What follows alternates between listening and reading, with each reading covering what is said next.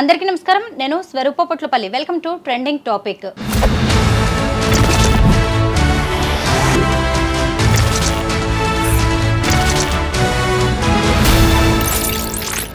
ఓ అబ్బాయికి బర్త్డేనే డెత్ డేగా మారింది. దానికి కారణం ప్రేమ వ్యవహారం.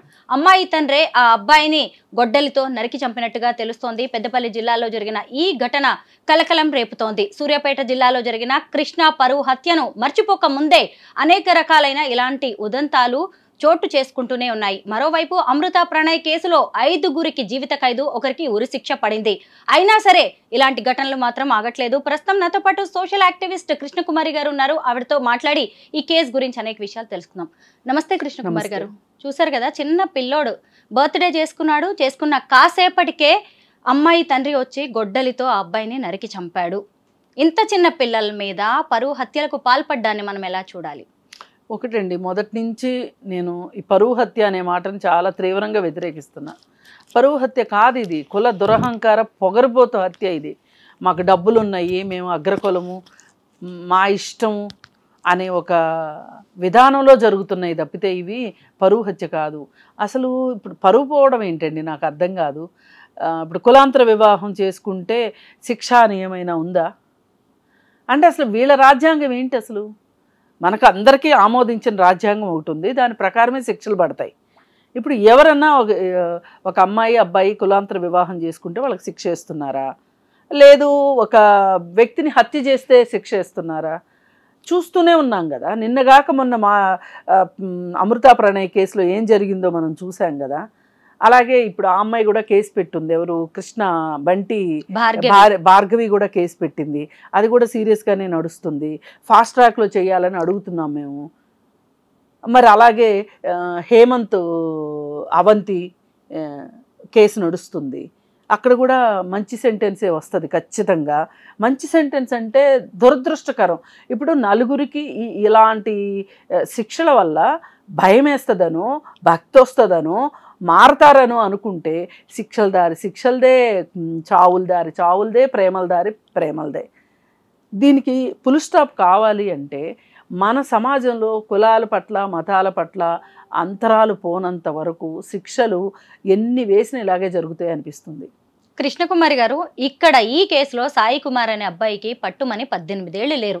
అయితే అలాంటి పిల్లోడి మీద హత్యకు పాల్పడ్డానే మనం ఎలా చూడాలి? అంటే ఇక్కడ తెలివి లేనిది, మెచ్యూరిటీ లేనిది పెద్దలకు అనుకోవాలా, పిల్లలకు అనుకోవాలా? ఇద్దరికీ లేదు. పిల్లలకు ఒక రకంగా తెలివితేటలు లేకపోతే పెద్దలకు ఇంకొక రకంగా తెలివితేటలు లేవు. అసలు ఆ వయసులో ఆకర్షణ ఉంటుంది. ఈ పిల్లలకి ప్రేమకి ఆకర్షణకి తేడా తెలియకపోవటం, ఈ సినిమాల్లో చూపించేదంతా నిజమైన ప్రేమ అనుకోవటం. ఇప్పుడు సినిమాల్లో అప్రూవ్డ్గా జరుగుతున్నాయి కదా, చూపిస్తున్నారు కదా, చిన్న పిల్లలు ప్రేమించుకోవటము, ఇవన్నీ చూసి అదేదో చాలా పెద్ద విషయము, అదేదో సాహసవంతమైన పని, ఆ పని మనం చేయకపోతే మనం ఏదో వెనకబడిపోయాము, అప్డేట్ కాలేదని ఎక్కడ అనుకుంటారు అని చెప్పి ఇప్పుడు ఈ చిన్న వయసులో ప్రేమలు ఎక్కువ అవుతున్నాయి. ఆకర్షణ వేరు, మనం పదే చెప్పవలసిందే. ఆకర్షణ వేరు, ప్రేమ వేరు.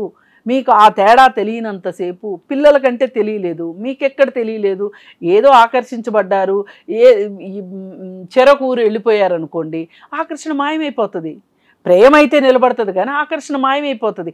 అసలు ఆ వయసులో ప్రేమ, ఒకళ్ళ కోసం ఒకళ్ళు త్యాగాలు చేసుకోవటాలు, ఒకళ్ళ కోసం ఒకళ్ళు చచ్చిపోవటాలు అవేమి ఉండవు. ఇవన్నీ ఏంటంటే మన సినిమాలు గ్లోరిఫై చేస్తున్నాయి. దాన్ని చూసి పెద్దవాళ్ళు ఒక రకంగా భ్రమపడితే పిల్లలు ఇంకొక రకంగా భ్రమపడుతున్నారు. దానికి హత్యలు చేస్తున్నారు. పైగా ఈ చిన్న పిల్లలిద్దరికి తల్లిదండ్రులు సర్ది చెప్పి నయానో భయానో వాళ్ళ దారికి తెచ్చుకోవచ్చు, వాళ్ళని చదువు వైపు దృష్టి మరల్చొచ్చు.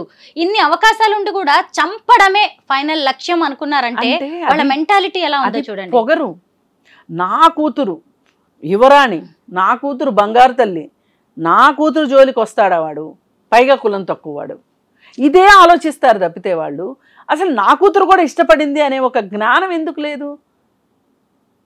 ఆ జ్ఞానం ఉండాలి కదా.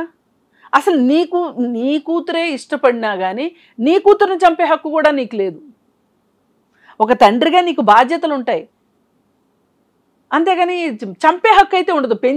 పెంచి అమ్మ నీకు ఇది మంచి దారి, నీకు ఇది చెడు దారి, నువ్వు ఇలా అయితే నీ జీవితంలో బాగుంటావు, మంచిగా చదువుకో, మంచి ఉద్యోగం సంపాదించు, నువ్వు ఒక ఉన్నతమైన స్థాయిలో చూడాలనుకుంటున్నాం మేము, ఇలా చెప్పుకోవాల్సిందే తప్పితే వాడిని చంపేస్తాను, వీడిని చంపేస్తాను. ఇప్పుడు మీరు మాట్లాడే విధానంతో వాళ్ళకి ఇంకొంచెం ఇష్టం పెరుగుతుంది తప్పితే ఇష్టం పోదు. మీరే చేస్తున్నారు. ఇప్పుడు నేను రీసెంట్గా కోర్ట్ అనే సినిమా చూసా. ఆ కోర్ట్ అనే సినిమాలో కూడా అసలు చాలా చిన్న విషయం, అది చాలా చాలా చిన్న విషయం. ఆ అమ్మాయిని కూర్చోబెట్టి అసలు ఏం జరిగింది తల్లి అని మాట్లాడాల్సింది పోయి గోటితో పోయేదాన్ని గొడ్డల దాకా తీసుకుని వెళ్ళి ఆ అబ్బాయిని పోలీసుల్ని కోర్టుల్ని అందరినీ తప్పుదోవ పట్టించి ఒక లాయరు కేసు పెడతాడు, పోక్సో చట్టం పెడతాడు. ఇప్పుడు ఇక్కడ ప్రశ్న ఏమైపోయింది అంటే ఇద్దరు మెచ్యూరిటీ లేని పిల్లలు మాట్లాడుకున్న మాటల వల్ల వాళ్ళు ఏదో 1-2 సార్లు కలిసిన దానివల్ల ఆ అబ్బాయి మీద పోక్సో కేసు పెట్టడం. పోక్సో కేసు పెట్టగానే ఇదిగో ఈ ఆడవాళ్ళ కోసం వచ్చిన చట్టాలన్నీ కూడా ఇంతే ఉంటాయి అని మాట్లాడుకోవటం, పోక్సో చట్టం దుర్వినియోగం అని మాట్లాడడం. ఇది ఏదే ఉండనాలకు మందేస్తే కొండనాలుగు, అదే కొండనాలకు మందేస్తే ఉండనాలకు ఊడినట్టు అయిపోతుంది. అంటే ఈ తప్పు జరుగుతుంది పోలీసుల వల్ల, అలాగే న్యాయవాదుల వల్ల జరుగుతుంది. అలాగే ఇప్పుడు ఈ పాప ఈ బాబు విషయంలో జరిగింది ఏంటంటే తల్లిదండ్రులదే తప్పు ఇక్కడ. అసలు ఇది తండ్రి అయినా ఇప్పటికి 2 సార్లు జరిగింది, నేను పోలీసులకు కంప్లైంట్ చేశానని చెప్తున్నప్పుడు ఇప్పుడు ఈరోజు నిన్న ఆ బర్త్డే వేడుకలకు కూడా అమ్మాయి వచ్చి హాస్టల్కి వెళ్ళిందని చెప్తున్నారు. అది తెలిసేసరికి ఇంకా ఫాదర్కి ఇంకా కోపం వచ్చింది. కోపం వస్తే నీ కూతురికి భయం భక్తులు చెప్పుకో, నువ్వు మంచి చెడులు చెప్పుకో, పక్కోళ్ళ పిల్లోని చంపే హక్కు ఎవరిచ్చారు నీకు? అంటే నీ ధైర్యం ఏంటంటే కేసు అయితే పోలీసులు నాకు తెలుసు, రాజకీయ నాయకులు నాకు తెలుసు, లాయర్లు నాకు తెలుసు, డబ్బులు ఇస్తాను, నాకేంటి? ఇక్కడేదో ఆ అబ్బాయితో మాట్లాడినందువల్ల నా పరువు ఏదో పోయింది, నా కిరీటాలు ఏదో కింద పడిపోయినాయి, నా అంతస్తులు కూలిపోయినాయి అని బాధపడాల్సిన అంత అవసరం ఏమొచ్చిందో అర్థం కావట్లేదు. అసలు వీళ్ళు ఎంత మూర్ఖత్వంలో ఉంటే అసలు ఈ దేశం ఎప్పుడు ముందుకెళ్తుంది? సాయి కుమార్కి 18 ఏళ్ళు లేవు, ఈలోగానే 2 సార్లు మర్డర్ అటెంప్ట్ చేశాడు. మా ఈ తండ్రి అయితే ఎవరైతే ఉన్నారో ఆయన, అంటే వీళ్ళకే కుటుంబ పరువు ఉంటుందా? అంటే తమ కూతురు గౌరవాన్ని నిలబెట్టేది వీళ్ళ కూతురు మాత్రమేనా? వీళ్ళకి కడుపు తీపి ఉండదా? ఇప్పుడు మీకు ఆ అబ్బాయిని ఆ అమ్మాయి ఇష్టపడటం మీకు ఇష్టం లేదు, మీరు మీ అమ్మాయికి చెప్పుకోవాలి చేతనైతే, లేదంటే వదిలేయండి. అంతేగాని పక్క వాళ్ళ పిల్లల్ని చంపే హక్కు లేదు, మీ పిల్లల్ని చంపుకున్నామన్నా ఆ హక్కు కూడా లేదు అని పదే పదే చెప్తున్నాం. వాళ్ళ ఇంట్లో అబ్బాయిలు కూడా ఇలాంటి పనులే చేస్తే వేరే వాళ్ళు చంపితే వీళ్ళు ఒప్పుకుంటారా? ఎంత బాధ అనిపిస్తుంది, ఎంత బాధ అనిపిస్తుంది. ఓ బిడ్డ చచ్చిపోతే ఆ తల్లికి తెలుస్తుంది ఆ బాధ ఏంటో, నీకేం తెలుస్తుంది? నీకు తెలీదు. ఇప్పుడు ఆ తల్లి ఏడుస్తుంది, ఆ తల్లికి ఏంటి సమాధానం చెప్తారు? ఎవరు సమాధానం చెప్తారు? ఎవరు తీసుకొచ్చిస్తారు ఆ బిడ్డని? తండ్రి, నేనేమి తండ్రి తక్కువ అని నేను అనట్లేదు, కానీ ప్లస్ ఇంకా చాలా నీరు ఇదంతా మోసుకొని 24 గంటలు కొన్ని నెలల పాటు మోసే తల్లికి తెలుస్తుందండి ఆ బాధ ఏంటో, ఆ తీపి ఏంటో, కడుపు తీపి ఏంటో తెలుస్తుంది. అది మర్చిపోయి మీరు ఇష్టానికి ఒక మనిషి ఇంకొక మనిషిని చంపుకోవటం అనేది, ఏ బిడ్డైనా ఒక తల్లికి బిడ్డేగా. ఏ ప్రాణమైనా, ఏ ప్రాణానికైనా ఒక తల్లి ఉంటుందిగా, తల్లి బాధపడుతుంది కదా. నీ కూతురు నీ పరువు నీకు అంత ఇంపార్టెంట్ అనుకున్నప్పుడు నువ్వు అనుకునే సూడో పరువు, అది పరువు కాదు. మనం ఇక్కడ ఖచ్చితంగా పేరెంటింగ్ గురించి మాట్లాడుకోవాలి, ఖచ్చితంగా మాట్లాడాలి పేరెంటింగ్ గురించి. ఇక్కడ ఒకటే మాట, అసలు ఈ పిల్లవాడు 18 సంవత్సరాలు, ఈలోపే 2 సార్లు అతను అటాక్ చేసేంత సీరియస్గా ఉంటుంటే అసలు ఈ పిల్లవాడు ఏం చదువుతున్నాడు? అసలు ఈ పిల్లవాడుని కాపాడుకోవాల్సిన అవసరం తల్లిదండ్రులకు ఉందా లేదా?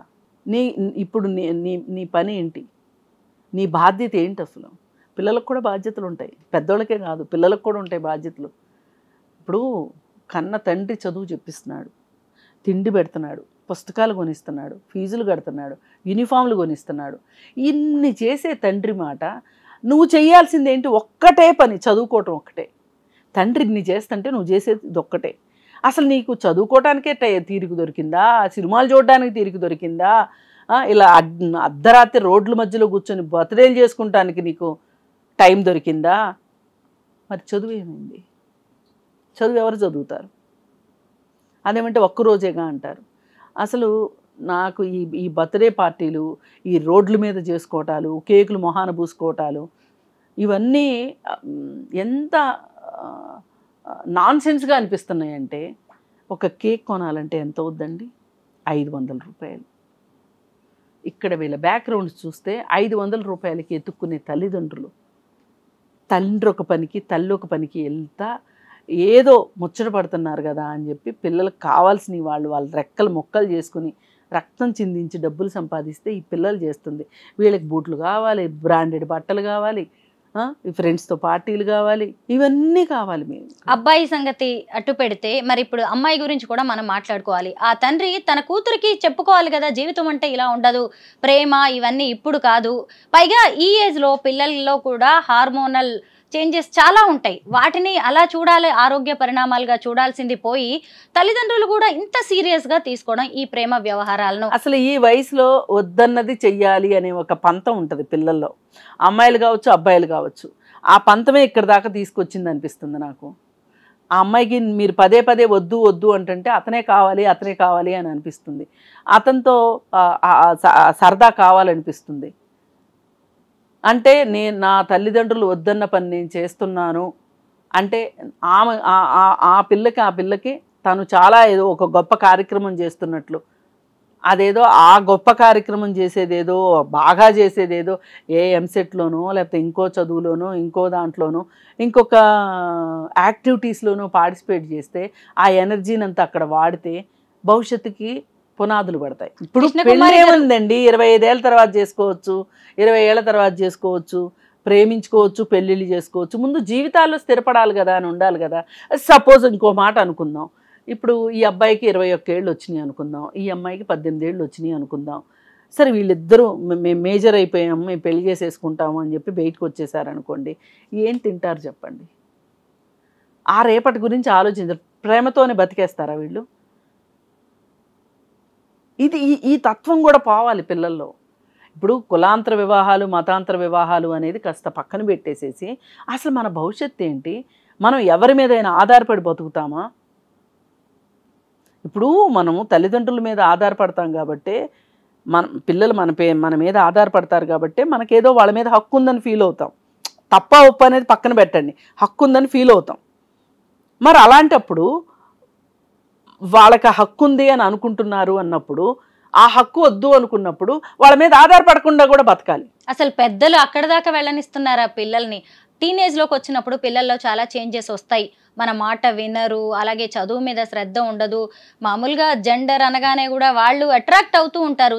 పేరెంట్స్ కూడా వాటిని అర్థం చేసుకోవాలి, వాళ్ళకి సర్ది చెప్పడానికి ప్రయత్నించాలి. పేరెంట్స్కి అది తెలిస్తే కదా.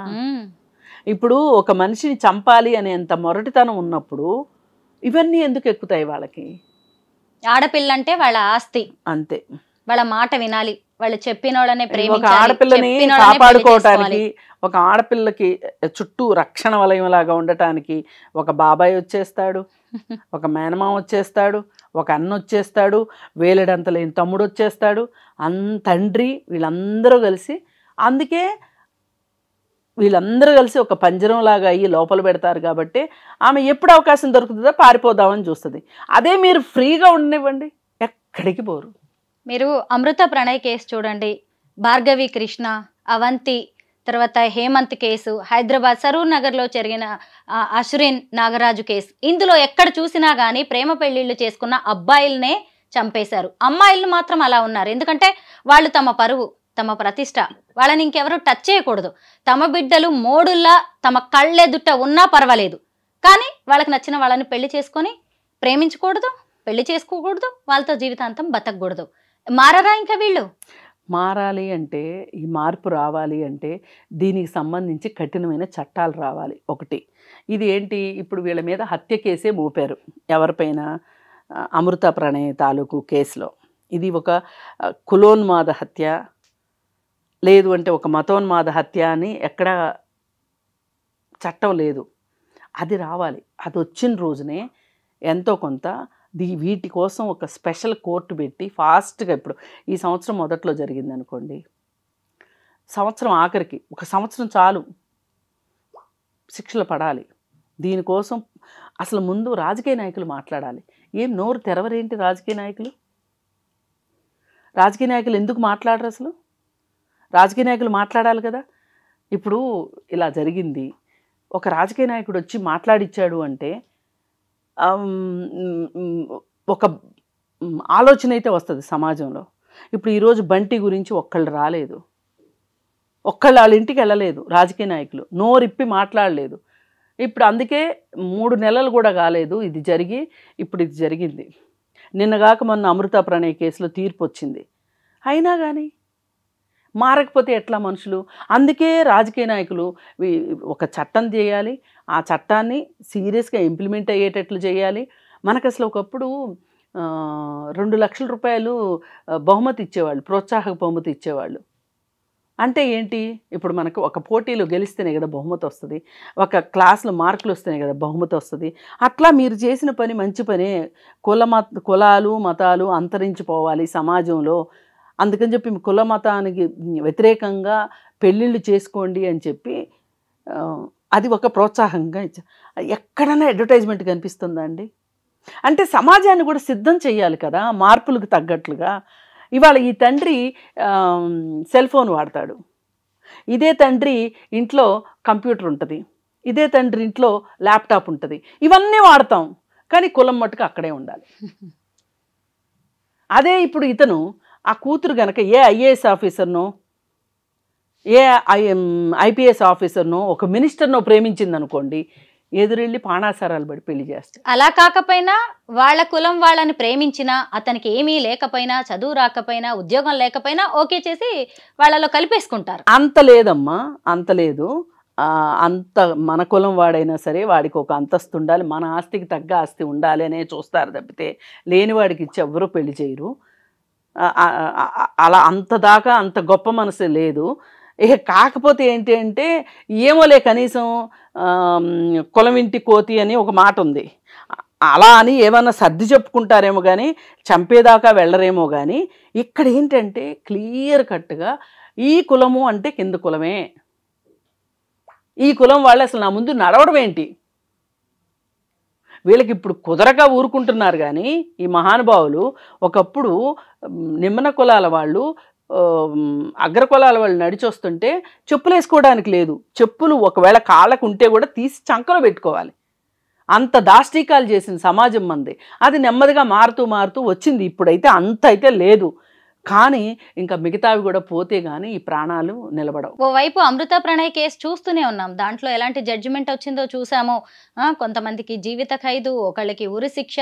ఆ మారుతీరావు అనే వ్యక్తి అయితే అసలు లేకుండానే పోయాడు. ఇంత పెద్ద వార్త అయింది, అయినా సరే ఎందుకు మళ్ళీ ఇలాంటి హత్యలకు పాల్పడ్డాం? మళ్ళీ మళ్ళీ కులం కులం, పరువు పరువు. ఏం లేదు, కూతురు మీద ప్రేమ ప్రేమ అంటారు, అది ఒట్టి మాట. చంపేంత ప్రేమ చచ్చేంత ప్రేమ మాకు అక్కర్లేదు, మమ్మల్ని బతికించే ప్రేమ కావాలని చెప్పి కోరుకుంటున్నాము. అయినా అసలు ఇది చాలా చిన్నపిల్లలు, వీళ్ళు చాలా చిన్నపిల్లలు. అసలు ఇంకొక 5 సంవత్సరాలు, ఒక 3 సంవత్సరాలు కమ్యూనికేషన్ లేకపోతే అసలు ఈ ప్రేమ ఉంటుందా? ఉండదు. మీరు నిజంగా మీ అమ్మాయి చిన్నపిల్ల, మా చిన్నపిల్ల మోసపోతుంది అని మీరు అనుకుంటే కనుక మీ అమ్మాయిని మీరు ఎక్కడికైనా దూరంగా తీసుకెళ్ళిపోండి. ఇప్పుడు ఈ తల్లిదండ్రులు కూడా ఇప్పుడు ఏడుస్తున్నారు కదా, వీళ్ళు అసలు ఈ అబ్బాయి మీద ఆల్రెడీ 2 సార్లు జరిగింది, పోలీసులు పట్టించుకోలేదని చెప్తున్నారు. ఇక్కడ పోలీసులు కూడా పార్టీ చేయాలి నన్ను అడిగితే. పోలీసుల నిర్లక్ష్యం కనిపిస్తుంది ఇక్కడ. కానీ ఒక తండ్రిగా మీరు ఎలా రక్షించుకోలేకపోయారు మీ అబ్బాయిని? ఏం చదువుకుంటున్నాడు? పోనీ ఎక్కడైనా దూరంగా తీసుకెళ్ళి చదివిద్దామా? పైగా అలా చేద్దామంటే కూడా ఈ దరిద్రపు కాలంలో ఇవాళ ఒక ఫోన్ నెంబర్ మారిస్తే కూడా ఏ ఫేస్బుక్లోనో ఏ ఇన్స్టాగ్రామ్లోనో ఏ ఫ్రెండ్స్ ద్వారా తెలుసుకుని మళ్ళీ ఫోన్ నెంబర్లకి ఫోన్లు చేసే అవకాశం ఉంటుంది. పాత రోజులు కాదు కదా, ఇప్పుడు కమ్యూనికేషన్ ఎక్కువైపోయిన తర్వాత. అందుకని ఏది ఏమైనా సరే, వాళ్ళు ప్రేమించుకున్నారా, ఆకర్షించబడ్డారా, ఆకర్షించారా, అవన్నీ పక్కన పెట్టి చంపింది మాత్రం నేరం. ఇంతకంటే మనం చెప్పటానికి ఏమీ లేదు. నీ నేరానికి మట్టుకు నోటి మాటతో ప్రాయశ్చిత్తం లేదు. ఇతనికి మరి ఏం శిక్ష వేస్తారో చూడాలి. పాపం చిన్న పిల్లలండి, ఇంకా ప్రేమే, అసలు ప్రేమో కాదో కూడా వాళ్ళకే తెలియని వయసు, పెళ్లి దాకా వెళ్తారని వాళ్ళకే గ్యారంటీ లేదు, అంత మాత్రానికే చంపేయడం.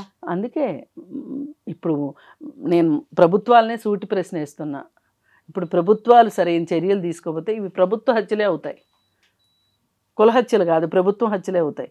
అసలు ఎందుకు పోలీసు ఎందుకు పట్టించుకోలేదు? 2 సార్లు కంప్లైంట్ ఇస్తే పట్టించుకోవాలి కదా. ఏదైనా ఇంకా పూర్తి వివరాలు అందాల్సి ఉంది.